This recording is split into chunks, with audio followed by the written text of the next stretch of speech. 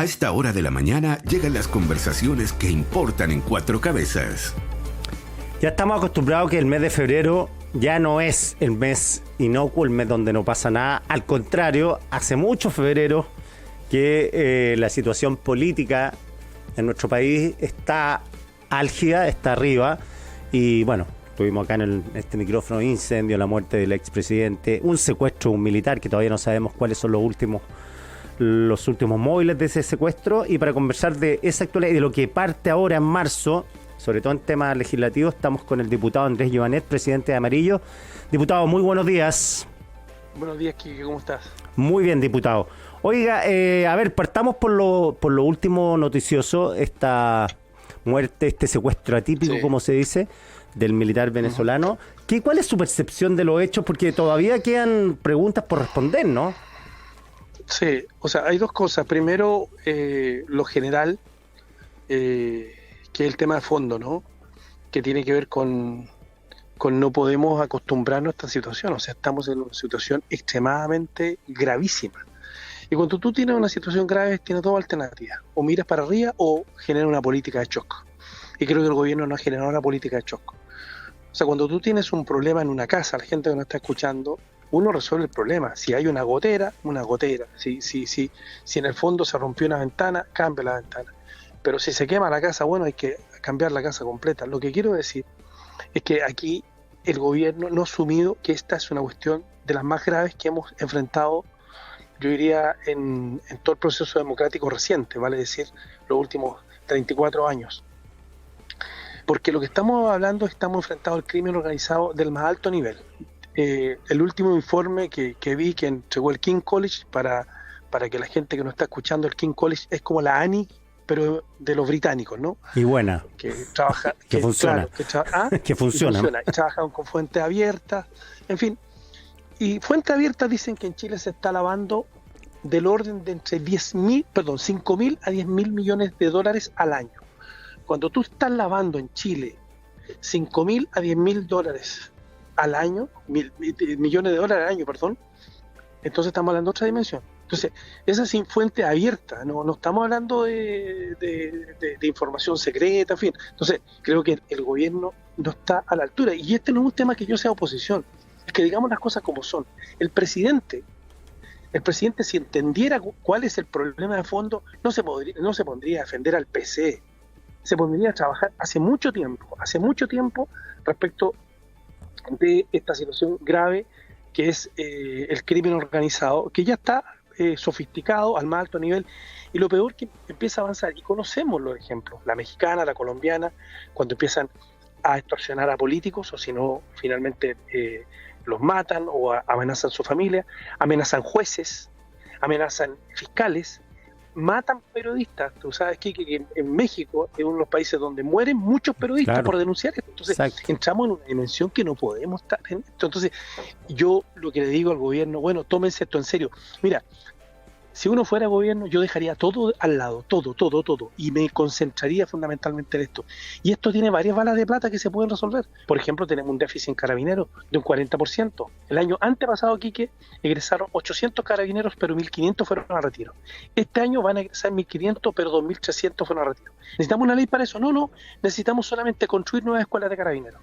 ¿Qué más necesitamos? Que a los carabineros no se les pague 60.000 pesos de pensión o de mesada, sino que 300.000 pesos para que se motiven los jóvenes, porque ahora les dimos la posibilidad para que estén 2 años formándose, muchos y hasta 30 años, muchos están casados, tienen guaguita, en fin, y tú crees que con 60.000 pesos mensuales alguien se va a motivar. Entonces necesitamos 3 cárceles nuevas para poder segregar la población penal, para no seguir en esto. ¿Por qué 3? Porque si hacemos una, cuando se termine la cárcel vamos a seguir con los mismos problemas. Necesitamos aumentar la votación de la PDI en 20%, necesitamos aumentar la votación de Gendarmería en 20%. O sea, son recursos, y recursos hay. Mira, si hubo recursos para contratar 100.000 personas en este gobierno, durante los carabineros son muy responsables, bueno, el PCI Frente Amplio en su mayoría votó en contra de esa ley, ¿ya? En la Comisión de Seguridad Ciudadana, por Dios que nos costó sacar esa ley, ¿ah? Yo doy el voto justamente de diferencia. Entonces, yo creo que tenemos un problema de gobernabilidad. Y cuando digo de gobernabilidad, ¿por qué? porque cuando tú tienes problemas de seguridad, la cuestión fundamental que tiene que garantizar el Estado, que es la seguridad pública, tú estás atentando contra la democracia, lo que un profesor de Heidelberg, Wolfgang Merkel, llamó la democracia defectuosa, la defect democratic. Ese es el problema de fondo. Entonces, es tan grave esto, porque empezamos a hablar de otros temas, pero este es el tema, y este es el tema que hay que enfrentar, y el gobierno no tiene ni la capacidad ni la voluntad de entender que hay que dejar todo de lado y ponerse a trabajar esto, porque si sigue avanzando el crimen organizado, como te acabo de decir, 5.000 a 10.000 millones de dólares se lavan al año en Chile, el 30% de la droga que llega a Europa pasa por Chile, o sea, nuestras fronteras están absolutamente permeables y permeadas, y el gobierno no escucha. Le hemos propuesto hace 1 año y medio la Policía Militar de Frontera, 1 año y medio presenté 2 proyectos de ley, por constitución, por defensa, y el gobierno no le importa.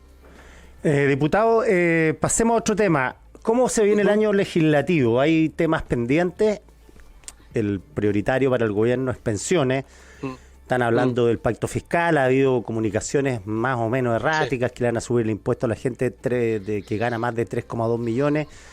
¿Cómo ven eso ustedes? ¿Ustedes estarían de acuerdo con subir el sueldo, los impuestos a ese segmento de personas? Yo creo que uno tiene que ser más eficiente. Mira, pero dejémonos de buenismo. Aquí no tenemos un buen ministro de Hacienda. ¿Hasta cuándo? O sea, un ministro de Hacienda se ve en la cancha. ¿Cómo están las cifras económicas? ¿Cómo han sido las cifras económicas? Primero tuvimos inflación, se controló, en fin, ya ok. Pero ¿cómo ha estado el crecimiento? Chile es uno de los países que no creció el 2023. Estuvimos al nivel de Argentina y de Haití. Crecimos 2.5, crecimos 2.5, ¿Ah? el IMASEC fue 2.5. Sí. Ahora sí, pero en todo el 2023, Quique. Entonces, estamos en una situación gravísima y yo creo que en Hacienda tenemos un problema. Yo creo que al final es como el jugador ese que pudo ser y no fue. Más allá y con ¿Usted todo lo cambiaría? Entonces, ¿usted cree que haría un cambio de mano, no? Yo creo que en el fondo tenemos que él tiene que tomar decisiones importantes y por ejemplo en este tema, en el tema de las pensiones, mira, nosotros hemos propuesto como Amarillo, hemos dicho, mira, la verdad, nosotros queremos que el 6% vaya a los trabajadores. ¿Por qué? Porque si no al final van a pasar 10, 15 años, los trabajadores se van a empezar a jubilar y van a decir, bueno, pero mi jubilación no mejoró tanto. Es más, hemos dicho incluso debiera ser 18% como son en los países europeos. Bueno, pero en fin. ¿Cómo se ha logrado hasta el día de hoy pagar la PGU, que está en el orden de los 220.000 pesos? ¿Cómo se ha logrado pagar? Con impuestos. Bueno, pongámonos creativos, busquemos de dónde vamos a sacar los impuestos, más que seguir cargándole la mata a la clase media, ¿ya? Busquemos de dónde sacar los impuestos, hacer más eficiente al Estado, porque, mira, si hubiéramos seguido con el pilar solidario que presentó la presidenta Bachelet, que fue un muy buen proyecto, las pensiones hoy día serían más o menos 120.000 pesos. Bueno, con la reforma del presidente Piñera, de la PGU, hoy día estamos en esos 220.000 que te digo, a puro impuesto. Se sacó de impuestos aquí y por allá. Bueno, en el fondo lo que tenemos que hacer es más eficiente el Estado para lograr sacar eso y llegar a 250.000, pero no cargarle la mata a los trabajadores. Ese 6% tiene que ir a los trabajadores, si no, ¿para qué? ¿Te das cuenta? Cuando hablan de 3,2 millones de pesos, claro, me parece que mucha gente del PC y el Frente Amplio consideran que esa gente gana mucha plata, pero para muchos es un segmento clase media que además no tiene acceso a servicios del Estado en general, pues tienen que rascarse con su propia uña. Entonces, parece, no, es que en Europa pagan 45, bueno, pero educación y salud pública. ¿Ah? Sí, pero el promedio europeo de sueldo es altísimo, sí, es altísimo, sí. Son 5, 6 millones de pesos lo que ganan, ese es el promedio. Entonces, ¿y usted cree aflotar esto del aumento de impuestos a las personas? Yo creo que no. Ya. Yo por lo menos no voy a estar en eso. No, yo creo que paremos un poco. Hay que buscar otras formas. Hay que hacer un Estado mucho más eficiente. Y ahí donde yo tengo una crítica con el ministro de Hacienda. Yo creo que no ha apuntado, en definitiva, a generar condiciones para que este país empiece a tener, por ejemplo, desarrollo en materia energética, hidrógeno verde. Estuvimos en una gira a Alemania, en Hessen, que es uno de los estados, que es el estado de Frankfurt, ¿no?, más ricos de Alemania, y nos dicen, mire, todo lo que produzcan ustedes de hidrógeno verde, todo. Se nos cortó, así que vamos a recuperar la comunicación con el diputado Andrés Joanet, presidente de Amarillos. Estábamos conversando. Ahí sí, se me cortó, diputado. ¿Me escucha? Ahí sí. Ahí sí, perfecto. Sí. Te Ya. escucho perfectamente. Sí, usted me está hablando del hidrógeno verde y de las expectativas que había con Sí. el Ministerio de Hacienda que no se han cumplido y que, Sí. que ya no es la Por eso- estrella del gabinete, según usted. ¿Mm? Sí, lo que pasa es que, ¿por qué siempre hay que sacar de impuestos? ¿Por qué no sacar de crecimiento? ¿Por qué siempre de impuestos? Esa es la pregunta. Cuando tú eres un buen ministro de Hacienda, no sacas solamente impuestos. De nuevo se nos fue. Se nos fue de nuevo la... Bueno, estoy diciendo lo obvio que Sí. no está. Ahí sí. Ahí es que se me cortó de nuevo. ¿Aló? Es que alguien me está entrando. Ahí, sí. Ya. ¿Aló? ¿Aló? Ahí yo lo escucho ¿Aló? perfecto. Ahí sí. Sí. Que me está entrando una llamada, por eso Ya. cuando No, entra una no. llamada como que se corta. Pero ahí estamos. Ya, No, se- lo que te decía es que tenemos un problema de modelo de desarrollo. ¿Por qué en los 90s fuimos creativos y pudimos poner al país en otra órbita? Cuando Elwin y Frey dijeron, mire, nosotros no tenemos plata para construir carretera, o construimos carretera o bajamos la pobreza. Entonces, lo que se hicieron concesiones, ¿sí o no? Claro. Este fue el primer país que generó concesiones. Somos un mercado chico, pero tenemos expectativas. Bueno, hagamos acuerdos comerciales, ¿no? Hoy día es re fácil decirlo, pero en esa época montar todo un país que está al final del mundo, que venía saliendo de una dictadura y todo eso, o sea, hubo gente en definitiva en el servicio público, estoy pensando en Alejandro Foxley, ¿no? Gente como esa, que tenía esas capacidades para liderar momentos difíciles y ponerse adelante. Ahí estoy hablando de un ministro de Hacienda, pues no sé si me entiende. Entonces, yo por eso, yo soy crítico, porque yo sabes que el buenismo no ha servido para nada. Mira el buenismo donde nos tiene. El buenismo donde nos tiene hoy día con un secuestro, la forma que se hizo, bueno, el secuestro además que ya está instalado en Chile, el sicariato, en definitiva por el buenismo. Yo creo que aquí nosotros tenemos que en definitiva decir las cosas como son, hacer propuestas como te la acabo de señalar, pero yo creo que el gobierno no está dando el ancho hace tiempo, ese es el problema. Oiga, pensión, entonces ustedes están por el 6 que vaya a Sí, cuentas individuales, sí, no se van a mover de ahí. Así es. Ya. Yo por lo menos no me voy a mover de ahí, y tú te das cuenta, la votación, como fue en la Cámara de Diputados, está bien, o sea, finalmente se aprobó la idea de legislar, yo apoyé eso, pero el resto ganamos las partidas fundamentalmente porque los votos del centro político, el Partido de la Gente, los demócratas y el mío, van contando. Si está muy calzada la cuestión en la Cámara. Oiga, este semestre también va a estar marcado por la negociación municipal. Se vienen fechas claves que son las primarias, la inscripción de los candidatos, que ahora ya en abril.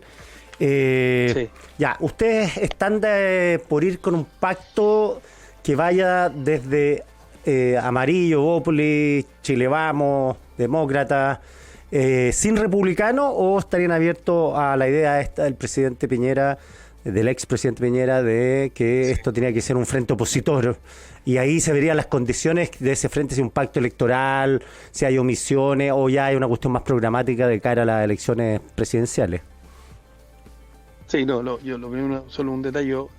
Ahora que murió el presidente Piñera, yo le digo presidente, ¿no? Porque en el fondo, claro, sí, lo dije, pasa a ser presidente. pasa ya, claro, ya, Mm. y él es una figura histórica además, ya no es solamente el líder de un sector, sino que pasa a la historia, ¿no? Y eso hay que tener mucho grandeza en eso, hay que empezar a entender que el presidente Piñera, y perdóname, y voy después a la respuesta, ¿no? Más allá del rol que la historia juzgará, ¿no? Es una figura histórica que tenemos que respetar, tal como en definitiva se hace en este país, porque el republicanismo, en el buen sentido, hay que tratar de devolverlo para volver nuevamente al diálogo político. Pero en fin, mira, voy a la respuesta. A ver, nosotros, mira, no sacamos nada con hablar y finalmente terminar siendo un partido de tipo cartel, ¿no? Que se llaman.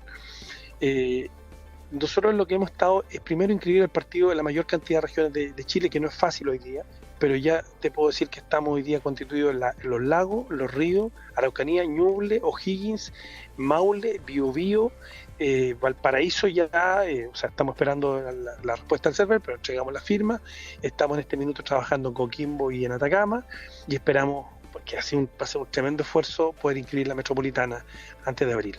Bueno, y en paralelo estamos buscando buenos candidatos al interior del Amarillo. No es que nosotros en esta elección no aspiramos a tener una capacidad nacional, etcétera, sino tener buenos candidatos, buenos concejales, buenos alcaldes, ojalá algún gobernador por ahí, estamos en ese trabajo, y también consejeros regionales. Por tanto, no hemos estado en tratativas ni en negociaciones, ¿ya? Lo segundo es que hay que ver cómo es el sistema electoral. Tú no sacas nadie con una lista con partidos robustos, fuertes, porque los partidos pequeños como nosotros, finalmente nuestros candidatos van a perder. En general, el sistema electoral te invita a que vayan partidos que puedan llenar listas, y ahí por lo menos saca 1 o 2 concejales tu lista. Ahora bien, y lo que nosotros hemos dicho desde siempre, que nosotros queremos constituir un gran centro político. Este país necesita nuevamente un centro político que lamentablemente dejó la democracia cristiana, y el Partido Radical y el PPD de alguna forma, pero fundamentalmente la democracia cristiana dejó el centro político, digamos las cosas como son. O sea, fíjate la alianza que tienen hoy día, pero en fin.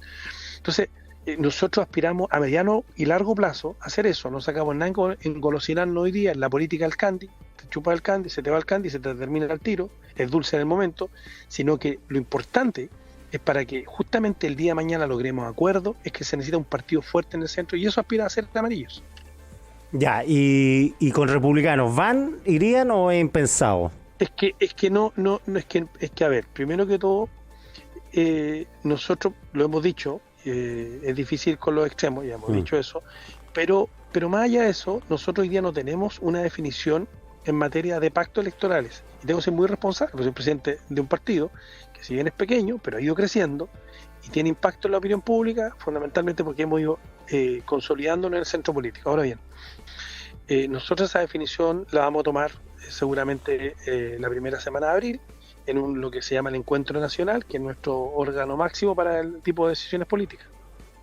¿Y sus aspiraciones? Yo sé que falta mucho tiempo, todo, pero ¿levantar candidatura presidencial o no para posicionarse? Sí, absolutamente. Ya. Sí, absolutamente. Nosotros tenemos un partido que tiene muchas figuras, la mayoría gente de la ex Concertación, que nosotros reivindicamos además ese periodo, como habrás escuchado, a propósito de los buenos años donde este país creció y se desarrolló. Tenemos gente y tenemos elenco. Si lo que tenemos que demostrar es que tenemos capacidad territorial, y eso es lo que hay que trabajar, que no es fácil, y la construcción de partido comunal, partidos de base, es un trabajo que se hace a mediano o largo plazo, porque si no, finalmente termina siendo estos partidos de tipo cartel, así se llaman, ¿no?, de la ciencia política, que duran muy poco tiempo y que tienen un buen discurso, buenas ideas, pero que no pasa nada más allá de eso, y hemos tenido esa experiencia acá en Chile. Oiga, diputado, el tema de la ISAPRES, ¿cómo ve? Estoy viendo ahora en la televisión alza en planes de ISAPRES, pero me darán un 4%, está Víctor Torres. Van a subir. ¿Qué va a pasar con la ISAPRES? De aquí a... Hay un deadline que es mayo, como fecha final, para que las ISAPRES comiencen a tener los mecanismos para devolver la plata que la Corte Suprema lo obligó. Pero todavía está ahí el futuro de la ISAPRES, que no es poco decirlo. Entonces, ¿cuál es la posición de usted al respecto? Bueno, nosotros tenemos, por eso acá, una tremenda comisión de salud que ha hecho una propuesta. Está Jaime Mañalich, Pedro García, entre otros, Manuel Inostroza, Fulvio Rossi, bueno, y hay varios más, ¿no? Nosotros lo que hemos señalado, primero que este es un tema que lamentablemente llegamos a esta situación porque en el fondo la ISAPRE no manejaron bien finalmente el sistema, y además tenemos un problema con la salud pública. Nosotros lo que hemos planteado justamente a mediano o largo plazo es fortalecer la salud pública. Y te voy a dar un ejemplo. No sé si tú has ido a Villarrica o a Pucón en este último tiempo. No he ido. Bueno, quien vaya para allá cuando sale de la costanera, esa linda costanera que se hizo en el periodo de la presidenta Bachelet, de Villarrica, se va a encontrar con un hospital de primer mundo. El problema de ese hospital, que es un hospital fantástico, es que no tiene médicos, o sea, tiene muy pocos médicos. Entonces, finalmente, tenemos infraestructura, pero tenemos otro problema. Entonces, es el hospital público, es un hospital extraordinario, lo mismo que el hospital de Temuco, en fin, pero tenemos un problema en que hay que trabajar cómo fortalecemos la salud pública para que, en definitiva, convivan el sistema privado y el sistema público de mejor manera, y eso implica recursos, pero también implica que tenemos que empezar a trabajar el tema de las especialidades médicas, que tenemos que poner menos dificultades justamente para que haya más especialidades médicas, porque en el fondo hay que ver esto a mediano o largo plazo, no solo la coyuntura, ¿me entiendes? Y nosotros hemos hecho una propuesta, hemos ido a hablar con la ministra en su momento, le hemos entregado estos antecedentes, pero creemos que en este gobierno eso no se va a ver, que tiene que haber un gobierno que en definitiva, así como el tema de la seguridad, la tome en serio, el tema de la salud, que está absolutamente pendiente. 25.000 personas mueren anualmente en lista de espera, teniendo infraestructura. Sí. Teniendo infraestructura, te acabo de dar un ejemplo, teniendo infraestructura, mueren. Entonces, ahí eso, cuando digo que necesitamos liderazgos para ese tipo de respuesta, no solo populismo, no solamente demagogia, porque finalmente mira lo que caemos, ¿no? Solamente hablar de seguridad, no, sí, tenemos un gran problema de seguridad, pero tenemos otros problemas, el tema de salud, el tema de educación, mira cómo estamos hoy día en materia de educación. Entonces, nosotros hemos hecho la propuesta que hay que fortalecer con una serie de puntos, sería largo numerar, pero cómo fortalecemos la salud pública para que puedan en definitiva